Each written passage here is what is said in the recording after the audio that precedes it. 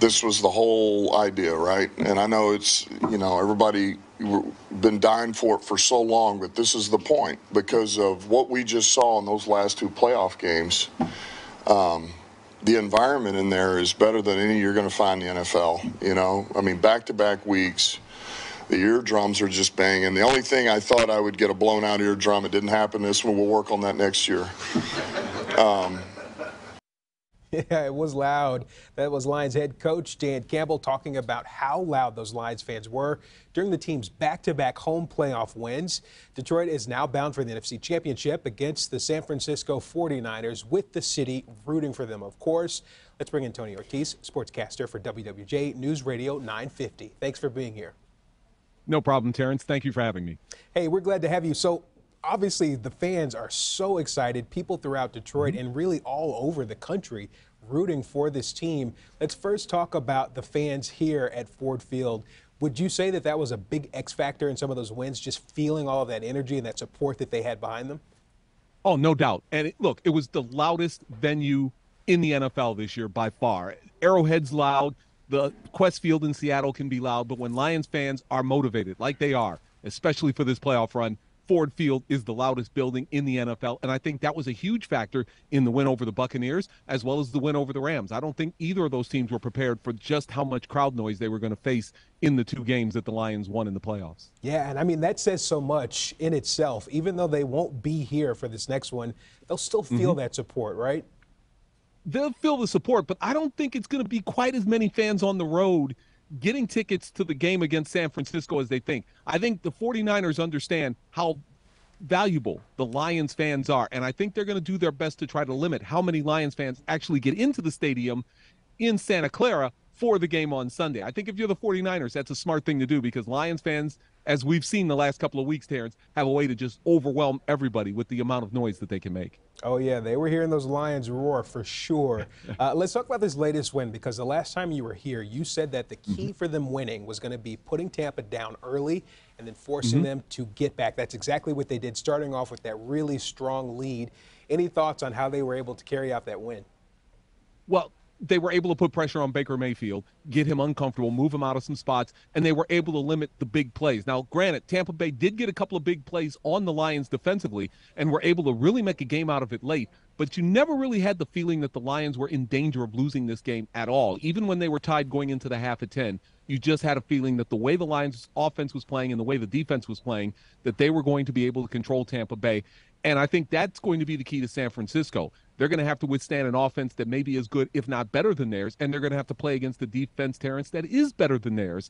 So for the Lions, they have to play a slow, patient game and limit the amount of attempts, limit the amount of plays that the 49ers offense is going to be able to run on Sunday to have a chance to win that game. Yeah, a lot of people obviously still rooting for the team. A lot of people also didn't think we would even get to this point.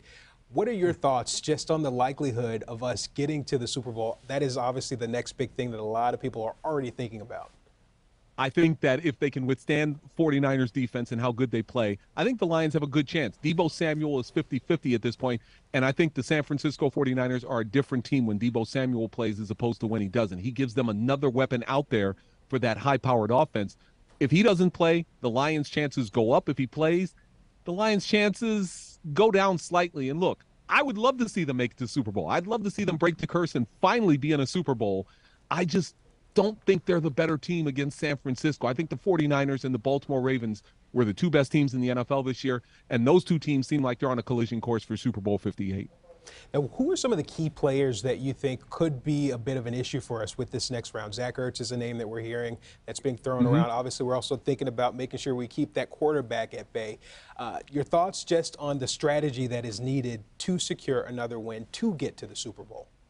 The biggest thing has got to be control Christian McCaffrey. The 49ers, McCaffrey is a good running back, maybe the best running back in the NFL, and that's saying something. He's a big weapon that the Lions need to corral. Brandon Ayuk is their best wide receiver. He's a guy they need to corral. And George Kittle, as much as we talk about Sam Laporta here and being a good tight end, George Kittle may be the best tight end right now in the NFL. Those are the three big names on offense you have to corral. On defense, Dre Greenlaw is their best linebacker. He's really good in coverage, so Sam Laporta is probably going to see a lot of Greenlaw. And look, they have Bosa and they have Young.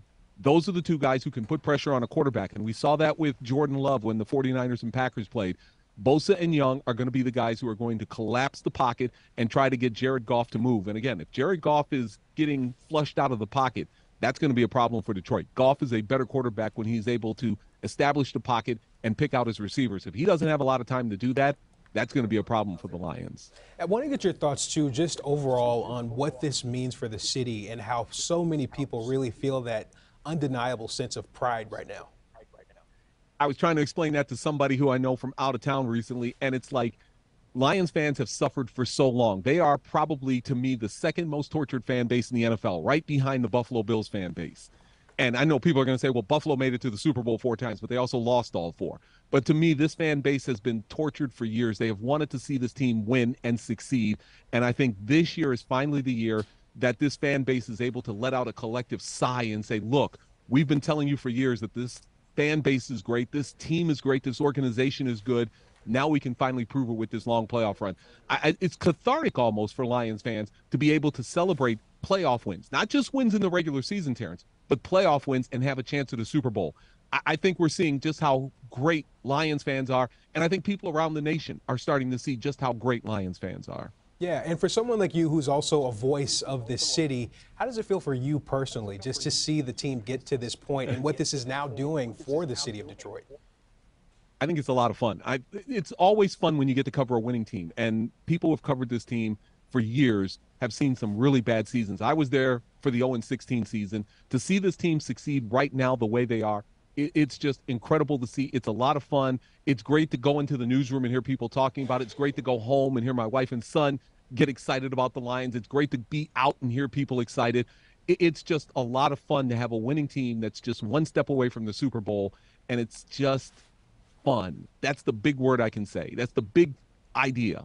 Fun. Yeah, it's been a long time since Lions have been fun. Yeah, and Tony, you know, we are obviously wanting to get that big win, but there's a lot of people that are saying regardless of what happens from this point, the team is full of champions. Just your thoughts, again, in closing on everything that's happened so far and what you're hoping for in the future, what you think could happen. Well, that's the thing. They've got to be able to follow this up next year with another solid season. 91 was a great year for the Lions. A lot of people remember that year. But then 92 was another losing season. They rebounded in 93. But by that time, fans that had bought into the Lions kind of walked away from it. And I think the same thing could happen here. If the Lions don't have another solid season after this one, I think you could see some fans think, you know, we've gotten to that point where it's just the Lions. So to me, no matter what happens on Sunday, this has been a great, successful season for the Lions. Now they have to follow it up with another successful season and keep piling up these successful seasons, because if they don't, they run the risk of once again making this fan base start to question this organization. Yeah, but regardless of where you stand, this is one for the history books. Tony Ortiz, sportscaster with WWJ News Radio 950. Again, thank you for your time. Anytime. You got it.